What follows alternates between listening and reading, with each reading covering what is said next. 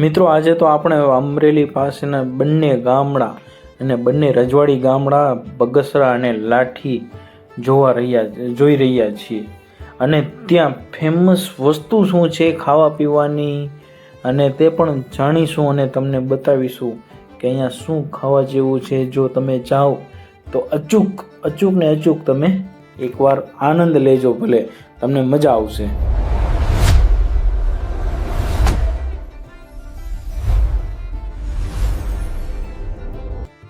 કેમ છો મિત્રો? મજામાં? જય મહાદેવર। આપનું ફરી સ્વાગત છે વિશાલ લાઈફ 365 યુટ્યુબ ચેનલમાં। આજે આપણે બે ગામમાં જવાનું હતું। અમરેલી જિલ્લાની બાજુમાં છે બગસરા અને લાઠી। તેમનો શું ઇતિહાસ છે મને પણ ખબર નથી, પણ ત્યાં જઈને મેં જોયું કે અહીંયા શું સારું મળે છે, શું નથી મળતું, એટલે તમને પણ બતાવું આ ગામના ઇતિહાસ। તેમના રજવાડી બધા ગામ છે અને બગસરામાં અને લાઠીમાં મુલાકાત લઈએ એટલે જોયું ને કે આ બંને ગામનો ઇતિહાસમાં બહુ છે। કારણ કે જો હવે પહોંચી ગયા હતા બગસરા ગામમાં। આ બગસરા ગામ એક કાઠિયાવાડી જૂની રજવાડી રિયાસત હતી। બ્રિટિશ સામ્રાજ્યના સમયગાળા દરમિયાન આ રાજવીર અહીંયા શાસન કરતા હતા। અહીંયાનો પૂરેપૂરો દરબારગઢ અને રાજમહેલ ઐતિહાસિક બગસરા ગામમાં અમે પહોંચી ગયા હતા। પણ પછી જુઓ અહીંયા હજી પણ જૂનવાણી ઘર તમને જોવા મળે છે જે પહેલાંના સમયગાળા માટે હતા અને અહીંયા તમે ભરપૂર દેશી આનંદ લઈ શકો છો ચૂલાનો રસોઈ માટે। અહીંયા તમને રીંગણાનો ઓરો, રોટલા, સેવ ટમેટાનું શાક, બાજરાનો રોટલો, ભાખરી અને લસણની ચટણી। મિત્રો અહીંયા એકવાર જમો ને, મેં બતાવી તો ન શીખવા, જમો તમને બહુ મજા આવી જાય, અત્યંત મજા આવી ગઈ। એટલે બગસરાથી આપણે કામકાજ પૂરું કરી અને અમરેલીથી અંદાજે 25-30 કિલોમીટરનું હશે અને પછી આપણે પાછા અમરેલી પાછા આવી ગયા હતા। કામકાજ પૂરું કરી, ઓફિસનું કામકાજ હતું એટલા માટે જો અમરેલીનો હમણાંનો નવો પુલ થોડુંક રિનોવેશન કરેલું છે, એ તમને પુલ મસ્તીનો છે। કામકાજ થઈ ગયું હતું એટલે બપોર પછી આપણે પાછું જવાનું હતું લાઠી ગામમાં જતો, એટલા માટે જો પહોંચી ગયા અને અમરેલી પહોંચવાના। અમરેલીથી જ કામકાજ કરી બગસરા પૂરું કર્યું, અમરેલી પૂરું કર્યું, હવે જવાનું હતું લાઠી। અને લાઠીનો બહુ મોટો ઇતિહાસ છે કાઠિયાવાડી જોવો તો, પરંતુ અહીંયા પ્રખ્યાત કવિ સુરસિંહજી ગોહિલ કલાપીનો જન્મ અહીંયા લાઠીમાં થયો હતો। રાજવીર હોવા છતાં ખૂબ જ સંવેદનશીલ પ્રખ્યાત કવિ હતા। એનો ઇતિહાસ મેં જ્યારે નાનો હતો ભણેલું હતું કે ભાઈ અહીંયા કવિ હતા, આમનો જન્મ અહીંયા થયો હતો લાઠી ગામમાં અને એ ગોહિલ વંશ હતા। અને અહીંયા તમે એમ જુઓ ને કે ભાઈ એનો ઇતિહાસ ખૂબ છે અને સંસ્કૃતિ, કવિતા બંનેનું એમ સચોટ પૂર્વક જ્ઞાન હતું એમને। અને અહીં પણ તમને ભરપૂર જમવાનું બહુ મળી જાય, એટલે કાઠિયાવાડી ભરપૂર।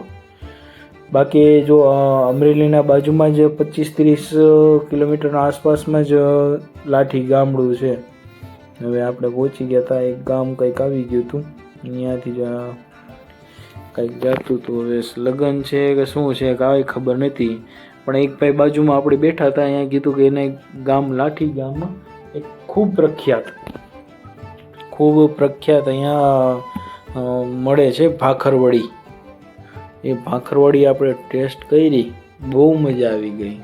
અને ભાખરવડી પ્લેન નહોતી, પાછી હતી ચટણીવાળી, જે ચટણીમાં નાખીને તમે ખાઈ શકો। જે ભાખરવડી આપે છે ને એ બહુ જોરદાર છે અને પાછી એને ખાવાની સ્ટાઇલ છે અલગ, ચટણી સાથે, જે આંબલીની ચટણી ને એની વારે હોય છે। અને અહીંયાનું મહાવીર ભાખરવડી બહુ ટોપ નામ છે। અને આપણે હવે કામકાજ કરી અને પાછા આવી ગયા હતા જો લાઠી બસ સ્ટેન્ડ। મેં હવે લાસ્ટથી બસ સ્ટેન્ડથી આપણે જવાનું તો પાછું અમરેલીમાં જઈ અને કામકાજ અહીંયા કરવાનું હતું. હવે જો મસ્તીનો એક સુંદર નજારો હતો, જો તમને મજા આવી જાય એમ. મસ્તીનું વાતાવરણ થઈ ગયું હતું. જોવો બારે એકવાર નજર મારો તો એમ લાગે આહા, અને ઠંડી ઠંડી હવા આવતી હતી. ને આવા ઉનાળામાં એમ ઠંડી હવા આવી જાય. તાપમાન થોડુંક હતું વધારે ગરમીવાળું, પણ આમાંય જો ઠંડી હવા મસ્તીની આવી જાય એટલે વાત પૂછો ના. અને આમાંય જો ચાંદા મામા દેખાતા હતા અત્યારમાં, એટલે ચાંદા મામા દેખાવા માંડ્યા મસ્તીના. અને હવે લાઠી ગામમાં એક હજી ઇતિહાસ પણ કહી શકીએ. હવે જે સર્જાયેલો છે એ જિગ્નેશ દાદાની તેમને વિદ્યાપીઠ જે શરૂઆત કરેલી છે, તથાસ્તુ વિદ્યાપીઠનું ઝાઝુ શૂટ તો ન લેવાનું, પણ મને પછી ખ્યાલ આવ્યો પણ અહીંયા એમનું બહુ મોટું કરેલું હતું, જે મેં પણ એક ચેનલમાં જોયેલું હતું કે ભાઈ તેમને અહીંયા શરૂઆત કરી છે. અને જેમાં ઘણું બધું દાદા શીખવાડે છે, એટલા માટે બહુ વ્યવસ્થિત છે.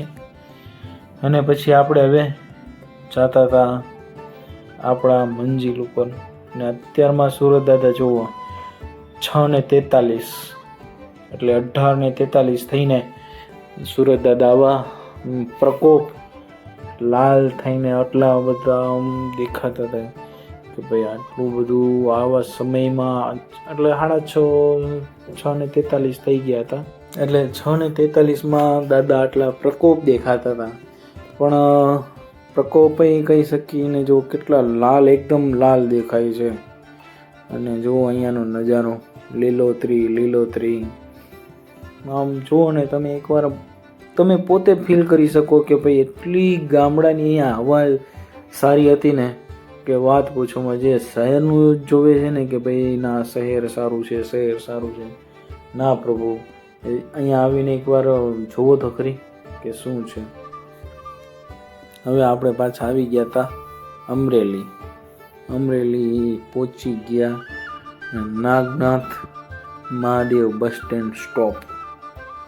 અહીંયા મહાદેવજીનું મંદિર છે અને હનુમાન દાદા છે પાછળ. હમણાં આવશે હનુમાન દાદા. એમની મૂર્તિ પણ એટલી મોટી છે, જબરદસ્ત છે ને. જય લઘુરુદ્ર હનુમાનજી મહારાજ કી જય. જોરદાર મંદિર છે. અને મંદિર પણ હતું એક હજી. આપણે આવી ગયું જમવાનું. જો પુલાવ છે,